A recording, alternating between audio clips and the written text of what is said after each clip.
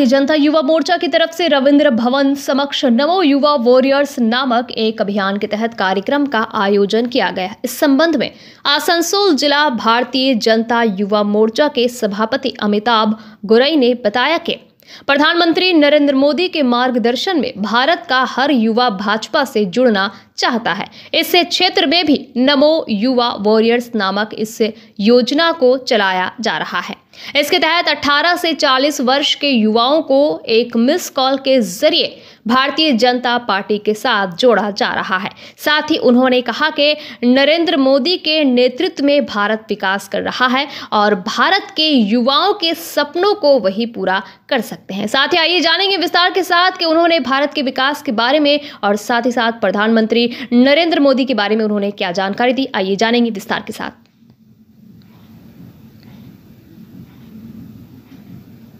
পুরো জেলা রয়েছে জানেন, যুব মোর্চা হচ্ছে একটা পার্টির মেরুদণ্ড আমাদের, এবং সমাজেরও যুব হচ্ছে সমাজের মেরুদণ্ড। যুবকেই সব কিছু এগিয়ে আসতে হয়। সমস্ত অন্যায়ের বিরুদ্ধে যুব মোর্চাই লড়াই করে সমস্ত জায়গায়, আমরা দেখেছি। তো নরেন্দ্র মোদীজির যে এই নম যুব ওয়ারিয়ার যে এই একটা অর্গানাইজেশন তৈরি হয়েছে, সমস্ত সারা পশ্চিমবঙ্গব্যাপী আমাদের যুব সমাজ, আমাদের যুব মোর্চা প্রত্যেকটা জায়গায় ক্যাম্প করছে।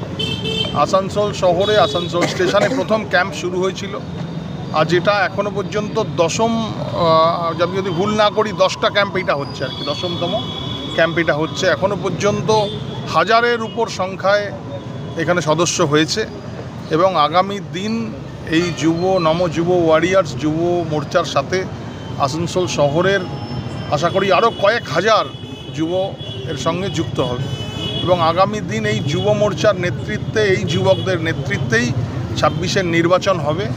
এবং এই অনৈতিক সরকার, স্বৈরাচারী সরকার, যার এক মুহূর্ত এইখানে এই সরকার চালাবার যার ক্ষমতা নেই, তাদেরকে, এবং এই বর্তমানে যে যুব সমাজের যে করুণ পরিস্থিতি, সারা পশ্চিমবঙ্গে যে ব্রেন ড্রেন হয়ে যাচ্ছে, যুবকদের চাকরি নেই, পড়াশোনা করার পর ভালো সমস্ত যুবকরা এখান থেকে বাইরে বেরিয়ে চলে যাচ্ছে।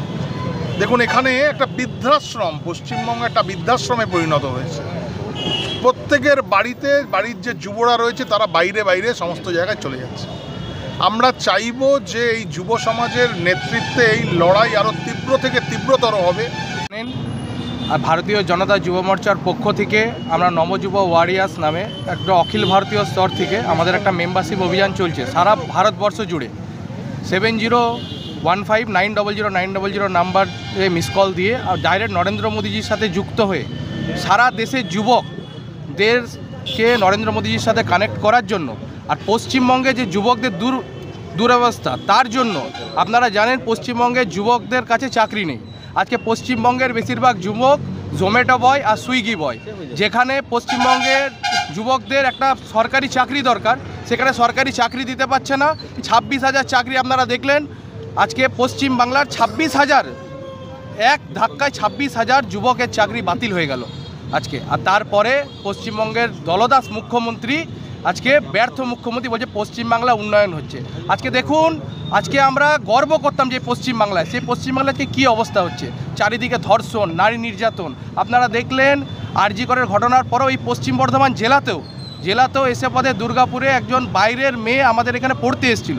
আজকে আমাদের কাছে লজ্জায় পরিণত হয়ে গেছে। তাই জন্য পশ্চিমবঙ্গের যুবক যুবতী সবাইকে নিয়ে আমরা এক ছাতার তলে আসার জন্য এই কার্যক্রমে সবাইকে যোগদান করার জন্য আহ্বান জানাচ্ছি।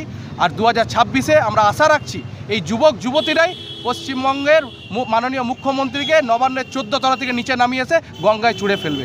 আমার নাম সৈকত হাজরা, যুব মোর্চার রাজ্য কমিটির সদস্য।